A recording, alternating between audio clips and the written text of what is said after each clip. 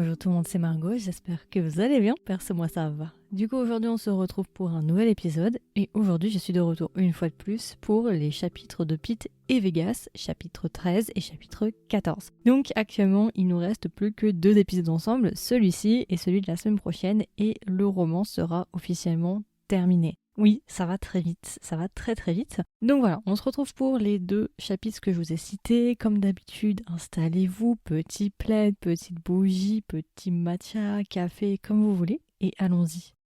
Alors, chapitre 13, du coup, qui s'appelle It's Not Free, du point de vue de Pete. Alors, It's Not Free, ça voudrait dire ce n'est pas gratuit. Donc là, on se place, vous vous souvenez, juste après que Kin soit rentré dans la voiture de Pete. Vous vous souvenez, vous voyez, ok.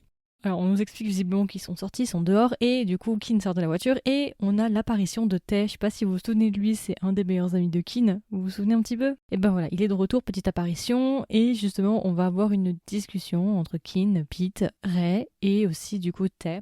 Kin va commencer à interroger un peu Pete en lui demandant justement qu'est-ce qui s'est passé, pourquoi il n'y a plus personne dans le hangar, enfin voilà, qu'est-ce qui s'est passé quoi. Il est vénère le monsieur est vénère. Vu qu'en plus son gars a disparu, il s'est enfui avec l'autre. Bon bref.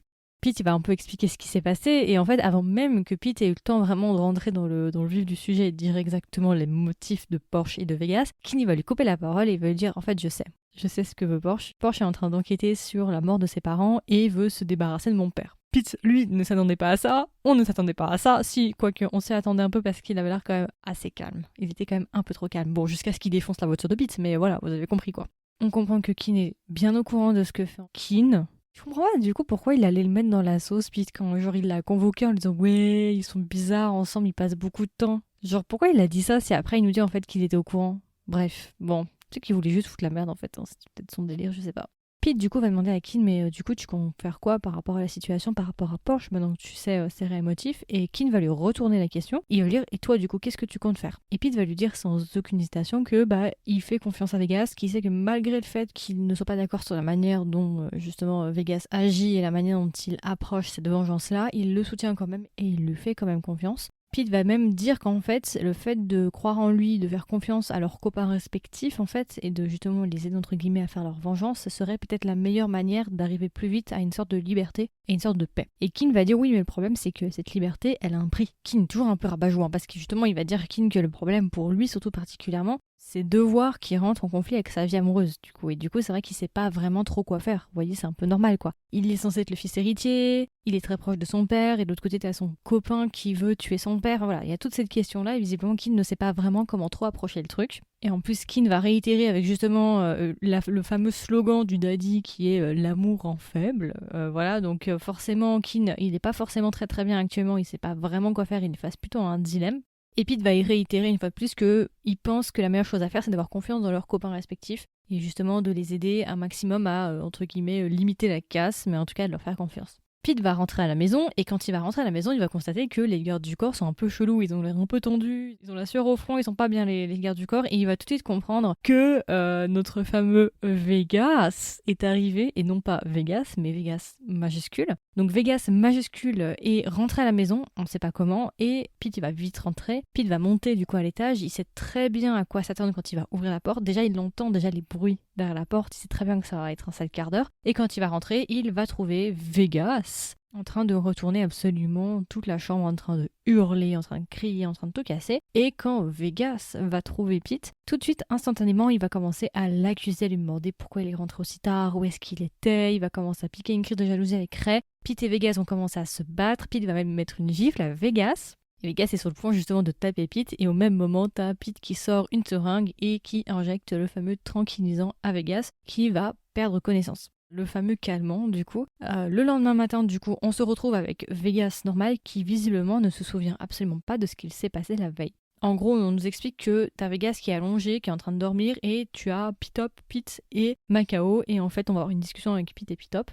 Et en gros, ce qui va se passer, c'est que Macao va intervenir, va voir son frère justement un peu dans les pommes, en tout cas dans les vapes. Et du coup, Pete, il va décider de dire la vérité à Macao sur justement le trouble dissociatif de la personnalité qu'a son frère. Donc à partir de là, t'as Macao quand même qui va un peu s'énerver en lui disant mais pourquoi tu m'avais pas dit, enfin c'est mon frère et tout. Et Pete va lui dire que tout simplement il voulait pas l'inquiéter, qu'il préférait qu'il ne soit pas au courant justement parce qu'il a déjà assez de problèmes lui-même. Il ne voulait pas rajouter une source de stress supplémentaire. Ensuite, on va être du point de vue de Vegas. Vegas va se réveiller et Vegas ne se souvient pas du coup ce qui s'est passé, sa partie Jekyll et Mr. Hyde, il ne s'en souvient pas. En revanche, il se souvient de ce qui s'est passé dans le hangar. Donc quand il va se réveiller, il va pas comprendre parce que lui, ses derniers souvenirs se sont arrêtés au hangar le samedi. Et en fait, on nous avait dit que Pete était tombé au sol et Vegas pensait justement qu'il s'était fait tirer dessus. Donc quand il va se réveiller dans le lit avec Pete et qu'il va voir que Pete n'a rien, il va commencer un peu à paniquer, il va se dire mais est-ce qu'en fait tout ça c'était un rêve, enfin, qu'est-ce qui s'est passé? Il va commencer un peu à regarder autour de lui et il va se souvenir de ce qui s'est passé justement de Pym et il va nous expliquer en fait que Pym du coup avait été drogué par la famille principale et que ce qu'il voulait c'était justement que son corps en fait se débarrasse de la drogue qu'on lui avait injectée et ensuite de l'envoyer à l'étranger, s'enfuir à l'étranger pour éviter justement que la famille principale la tue.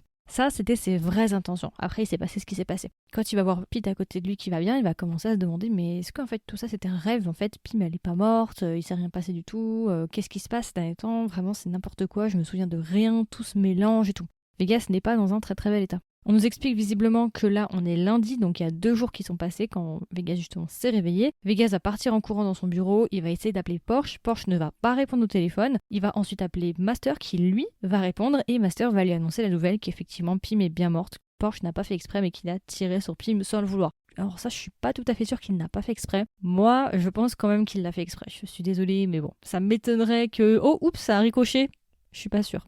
Vegas du coup va être sous le choc forcément parce que il va s'en dire coupable par rapport à Venise forcément. Il va commencer justement à discuter avec Master. Master va essayer de le raisonner un petit peu en lui disant justement que ce n'est pas le moment de commencer à craquer, qu'il faut qu'il se concentre sur la mission, que c'est super important et qu'il faut qu'il oublie Pym, que Pym c'est du passé, elle est morte, on ne peut plus rien y faire.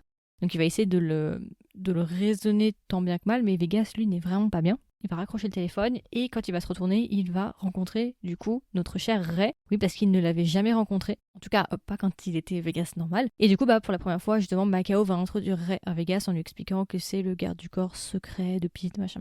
Ok. Du coup, une fois que les présentations sont faites, il va retourner dans la chambre et il va regarder Pete dormir. Et il va constater bien évidemment qu'il porte des cols roulés. En le regardant justement comme ça pendant un long moment, il va commencer à s'attarder sur son col roulé. Et à partir de là, il va commencer à avoir des doutes en se demandant justement mais pourquoi est-ce qu'il porte des cols roulés. Donc il va se ressouvenir de la discussion, vous vous souvenez, où justement Pete lui avait dit que c'était lui et que Vegas l'avait pas vraiment pris au sérieux. Vegas va commencer à paniquer, il va aller dans la salle de contrôle où il y a toutes les caméras de surveillance, il va regarder les caméras de surveillance et malheureusement il va tomber sur la fameuse scène de la veille, la scène justement où Vegas était extrêmement violent, il cassait tout. À partir de là forcément Vegas il va être sous le choc parce qu'il n'a aucun souvenir de ses agissements. Il va tomber au sol, il va commencer à pleurer. Tu vas avoir un long monologue interne où il est vraiment détruit par la situation, il est détruit par le fait que justement il ait fait autant de mal à Pete. Au même moment, tu as Pete qui va rentrer dans la pièce, Vegas va se lever, va essayer de chercher une arme dans un tiroir et va la pointer sur lui-même.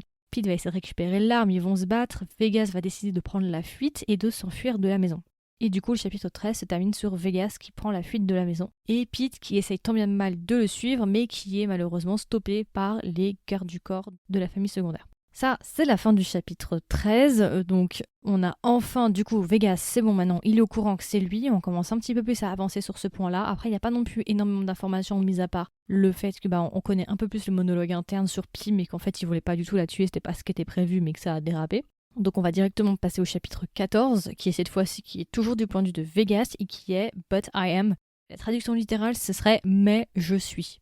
On nous explique visiblement que Vegas va se réveiller dans un endroit inconnu, ou en tout cas dans une pièce qu'il n'a pas l'habitude de côtoyer, et on nous explique en gros que Vegas aurait essayé de se suicider en sautant d'un pont, et que Master l'aurait sauvé au dernier moment, juste avant qu'il ne décède. Donc tu vas avoir une longue discussion entre Master et Vegas. Du coup, Vegas vient de se réveiller, il est trempé. Master essaie de lui expliquer ce qui s'est passé en lui disant justement que s'il était arrivé quelques minutes plus tard, il serait mort. Et Master va essayer de le raisonner en lui expliquant justement à quel point ce qu'il a fait, c'était un peu égoïste et c'était complètement irresponsable en sachant toutes les responsabilités qu'ils ont, autant du point de vue familial que du point de vue justement de leur mission par rapport à Korn. Donc tu vas avoir une longue discussion comme ça. Master va lui dire qu'il est très égoïste par rapport à sa famille, que lui de base, Vegas, quand il est rentré dans la mission, il avait dit à Master que la seule condition pour qu'il collabore avec lui, c'était de protéger sa famille, mais qu'à présent, il décide de se suicider. Donc Master, il est un peu agacé par rapport à ça, il lui dit à quel point c'est égoïste justement d'avoir essayé de faire ça, et en plus de laisser sa propre famille. Vegas va aussi lui dire à quel point il se sent coupable maintenant qu'il a appris la vérité. Master va nous dire que lui, il était au courant, et lui aussi, il a déjà côtoyé ce double en fait maléfique, un peu Harley Quinn. Et Master va rajouter en disant que justement, certes, lui aussi, il a dû s'occuper de sa double personnalité, mais il constate quand même qu'il va beaucoup mieux et que c'est certainement pas le moment d'abandonner et de tout lâcher à présent. Et justement, il va lui dire qu'il faut vraiment qu'il fasse confiance dans le processus, il faut qu'il ait confiance en Pete, que Pete ne s'occupe pas de lui par pitié mais par amour, et que l'amour rend fort, que l'amour donne de l'espoir et qu'il ne faut absolument pas qu'il l'abandonne maintenant. Au même moment, tu as Porsche qui va faire son entrée, il va prendre un petit peu des nouvelles de Vegas en lui demandant comment il va, et il va poser sur la table une pile de documents en nous expliquant que toutes les personnes, vous savez, vous vous rappelez, il cherchait des personnes qui avaient travaillé pour Lynn, vous savez, le port justement au nom de la mère de Vegas. Ils essaient de retrouver toutes les personnes en lien avec ça pour signer un document pour justement prouver que le port appartient bien à Vegas. Vous vous souvenez de ça? Porsche va annoncer justement que toutes ces recherches ont été un petit peu en vain parce que malheureusement toutes les personnes liées au port sont toutes décédées jusqu'à présent, ou en tout cas une très très grande partie, qui n'a pas retrouvé de nouvelles personnes. Porsche dit aussi que malheureusement ces derniers temps, il n'a pas trop le temps d'aller chercher des informations par rapport justement à la famille principale parce que Kin visiblement l'empêcherait de travailler et lui dirait de se reposer en lui demandant justement de rester à la maison. Et du coup, il nous dit Porsche que il peut pas en fait, il est un petit peu limité. Et Master va renchérir en disant justement que la famille principale aurait avancé la date de l'inauguration du port. De base, c'était censé être un vendredi et ils l'ont avancé au mercredi, en sachant qu'on est actuellement lundi. Donc c'est dans 2 jours. Master va nous parler d'un autre personnage qui s'appelle Kevin, je crois si je ne dis pas de bêtises, qui était l'ancien trésorier de la famille secondaire, qui a ensuite été emmené dans la famille principale pour travailler pour la famille principale. Et en fait, il va nous expliquer que lui, c'était une des personnes les plus importantes, mais que malheureusement, il a été assassiné la veille. Master va aussi rajouter que beaucoup de personnes importantes qui sont en train de traquer ont toutes été assassinées sur les derniers jours-là. Ces dernières semaines, la famille principale a quasiment tué tout le monde. À partir de là, justement, Vegas, il va commencer à se poser des questions, il va être un peu désespéré face à la situation parce qu'ils sont face à un mur, donc justement, Vegas va proposer, va dire « Mais est-ce que ce sera peut-être pas le moment d'abandonner, de laisser tomber en fait ?» Là, j'ai l'impression qu'on n'a pas vraiment de solution. Qu'est-ce qu'on peut bien faire à présent pour contrecarrer les plans de la famille principale? Et là, au même moment, t'as la porte qui va s'ouvrir en grand et tu as Pete qui va rentrer dans la pièce. Ouais. Donc Pete va apparaître de nulle part, on ne sait pas pourquoi, on ne sait pas comment. Pete va apparaître avec une pile de documents et va les transmettre à Master. Donc forcément, quand Pete va arriver, t'as Porsche et Vegas qui vont se regarder en mode qu'est-ce qui se passe, ils vont être hyper méfiants. Et à partir du moment justement où Pete va donner les documents à Master, nous allons changer de point de vue. Cette fois-ci, nous sommes du point de vue de Pete et nous nous situons 2 semaines auparavant. Donc on est avec une scène justement où Pete est en train de fumer. Là donc on nous explique pas vraiment ce qui se passe, on nous explique que visiblement il est à l'hôpital parce qu'il nous dit que Macao est à l'hôpital. Donc est-ce que c'est le moment où il avait fait sa tentative? Je ne sais pas. Bon, on nous explique pas vraiment, mais en tout cas il nous dit qu'il est à l'hôpital et que Pete s'est absenté quelques minutes pour aller fumer en cachette. Et justement, au moment où il est en train de fumer, t'as Ray qui va apparaître de nulle part et qui va le surprendre en train de fumer, qui va lui dire qu'il a reçu un mystérieux message en lui disant que justement, il souhaiterait rencontrer Pete au plus rapidement. À partir de ce moment-là, ils vont commencer à se regarder, ils vont commencer à sortir de l'hôpital et au moment où ils vont commencer à descendre les escaliers, un groupe de personnes vont leur tomber dessus, on sait pas vraiment qui c'est, tu vas avoir des longues scènes de combat où Pete va absolument tabasser tout le monde avec Ray, tous les deux ils vont s'enfuir et au moment où justement Pete est sur le point de s'enfuir, il va se faire immobiliser et quelqu'un va lui mettre un sac sur la tête et à partir de là, c'est le blackout, il se souvient de rien. On va avoir un petit saut dans le temps et on va être au moment justement où Pete va se réveiller dans une salle mystérieuse qu'il n'a jamais vue, accompagnée de Ray.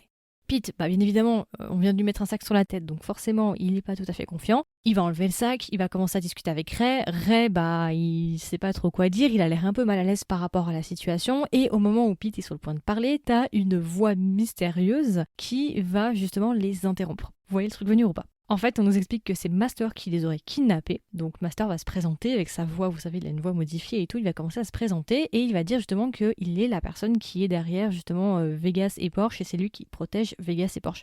Donc tu as une longue discussion avec Pete justement qui va commencer à questionner Master en lui demandant est-ce que vraiment c'est la bonne chose à faire, qu'est-ce qu'il essaye de faire, il essaie de les monter contre la famille principale, machin, enfin t'as Pete qui va essayer de donner des leçons alors qu'on sait très bien que si c'était sa propre famille, parlerait pas de la même manière. T'as Master qui va lui expliquer la situation en essayant de le raisonner, en essayant de lui dire que de toute façon, ils n'arriveront jamais à rien avec la famille principale tant que Korn est encore au pouvoir. Et justement, Master va lui proposer de se joindre à lui en échange de sa protection et de la protection de Vegas, justement pour, entre guillemets, destituer Korn. Master va lui expliquer que l'orbite principale actuellement, c'est de retrouver toutes les personnes qui ont travaillé avec Lynn et qui auraient peut-être des papiers par rapport au port. Vous vous souvenez, le port qu'on essaie absolument d'avoir. Donc voilà, Master lui explique la situation, ce qu'ils essayent de faire, et il va demander à Pete d'essayer de voir ça d'un point de vue extérieur et pas de voir ça d'un point de vue de la famille principale, parce que forcément, il a travaillé 10 ans pour la famille principale. Donc Master lui dit que c'était normal qu'il soit un peu réticent en fait justement de trahir Korn entre guillemets, ou en tout cas essayer de penser autrement en fait. Donc Master va essayer de le raisonner. Et ensuite, on va avoir un saut dans le temps. On nous explique visiblement que Pete est de retour au travail. Donc on ne sait pas trop s'il a décidé de travailler pour Master ou non. Il retourne dans la famille principale et il va demander à Ray de lui arranger un rendez-vous avec le trésorier de la famille principale, Nevin. Vous voyez où on arrive ou pas?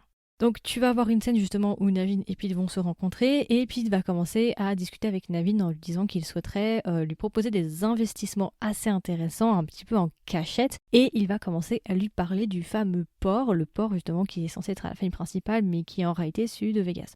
Quand Nevin va entendre ça, il va dire mais attendez, moi je vais pas travailler à la famille principale, en plus le port il est pas à Vegas, il est à la famille principale. Pete va lui dire bah en fait non, il est pas à la famille principale. Pete va commencer à sortir des documents, donc il va sortir premièrement le contrat, enfin c'est pas un contrat mais c'est le contrat de cessation, je sais pas comment on peut l'expliquer, mais vous savez ce qu'a signé Vegas quand Kim était venu le voir. Et sur ce papier là c'est bien stipulé qu'en fait Vegas cède tous les biens qui étaient sous le nom de Khan, sauf que il va lui sortir un deuxième document, et ce deuxième document, c'est le document du port, qui stipule bien que le port est au nom de la mère de Vegas, ce qui fait qu'il n'a jamais cédé les biens qui étaient sous le nom de sa mère. Donc au début, Navin, il va commencer un petit peu à être méfiant en disant mais comment c'est possible et tout, qu'est-ce qui est en train de se passer? En fait, ce qui me perturbe un peu avec cette scène, c'est que j'ai eu du mal exactement à essayer de comprendre ce que voulait faire Pete, pour être honnête. Parce que Pete, en fait, va lui faire du chantage en lui disant qu'il sait très bien qu'il a détourné des fonds de la famille principale, qu'il a utilisé de l'argent de Korn pour faire des investissements personnels. Et en gros, il va le contraindre à signer un certain papier, justement, qui serait censé l'aider à récupérer le port ou quelque chose comme ça, visiblement. C'est pas très bien expliqué parce qu'il parle d'investissement, mais je vois pas trop le rapport entre faire des investissements et justement récupérer le port. Mais en tout cas, voilà, Pete a un certain papier qui pourrait l'aider à récupérer le port et il va forcer justement ce monsieur Navin qui travaillait avant pour la famille secondaire à signer ce papier. Monsieur Nevin ne va pas avoir le choix, il va signer le papier. Et justement, au moment où Pete va récupérer le papier, Pete va tuer Nevin. Donc maintenant, vous vous souvenez quand Master a dit que le trésorier était mort la veille, en fait, on sait tous maintenant qu'en fait c'est Pete qui l'a buté. Et Pete nous dit même qu'il se sent pas très à l'aise par rapport à ses actions, qu'il est pas forcément à l'aise par rapport à ça, mais qu'à présent, en fait, il en a rien à foutre. Et que s'il doit chasser et tuer absolument toutes ces personnes pour récupérer le port, il le fera. Donc vraiment, Pete, il est en mode vendetta là. Pete, il est en mode Hitman. Petit col roulé, petite arme avec un silencieux et basta. Donc on sent que Pete, ses compas moraux, ils ont vite changé. Hein. Donc Pete nous dit bien qu'il est déterminé à absolument tuer tout le monde s'il le faut pour récupérer tous les papiers et récupérer les biens qui leur reviennent de droit. Ensuite, on va avoir un retour justement au présent, donc la scène justement où Pete rentre dans la salle avec Vegas et Porsche. Et justement, on apprend que en fait, Ray serait une taupe depuis le début. Et en fait, Ray travaillerait pour Master. Il l'aidait justement à lui fournir des informations par rapport à Pete et Vegas. Ça explique pourquoi Master était autant au courant de tout ce qui se passait dans la vie de Vegas et de Pete. Ça explique un peu mieux.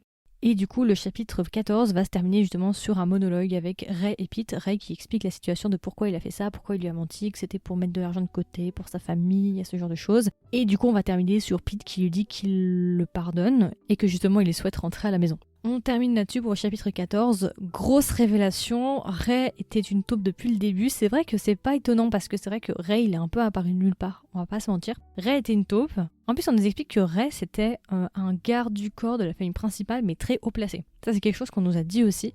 C'était le head bodyguard, enfin pas le head bodyguard mais je sais plus. Mais en tout cas il avait un statut assez élevé donc je me demande comment Master il a pu se mettre la main sur cette personne-là, vous voyez. Puis même le monologue justement, toutes les fois où Master essaie de raisonner Vegas en lui disant justement qu'il doit avoir confiance en Pete, qu'il doit pas abandonner, je me demande bien qui c'est. Ça peut pas être Kim, on va pas se mentir. Vu les dialogues, vu dans la manière dont parlait Master, ça me semble difficile que ce soit quand même Kim. Je crois pas trop que ce soit Kim. C'est à peu près tout pour le chapitre 14. Il nous reste 2 chapitres. J'ai lu le chapitre 15. Dans le chapitre 15, on n'a pas l'identité de Master. J'espère que dans le chapitre 16, on aura l'identité de Master. Je l'ai pas encore lu. J'espère au moins qu'à la fin du livre, vous voyez, on saura qui c'est. Parce que si on sait pas qui c'est à la fin du chapitre 16, on le saura jamais. Ça serait un peu con quand même d'avoir fait tout ça pour finalement ne pas savoir qui est Master, ça serait un peu débile. Donc j'espère en tout cas quand même qu'elle a décidé de le mettre à la fin du roman, genre en mode gros plot twist, vous voyez, genre les dernières lignes, genre Luc, je suis ton père, non je sais pas.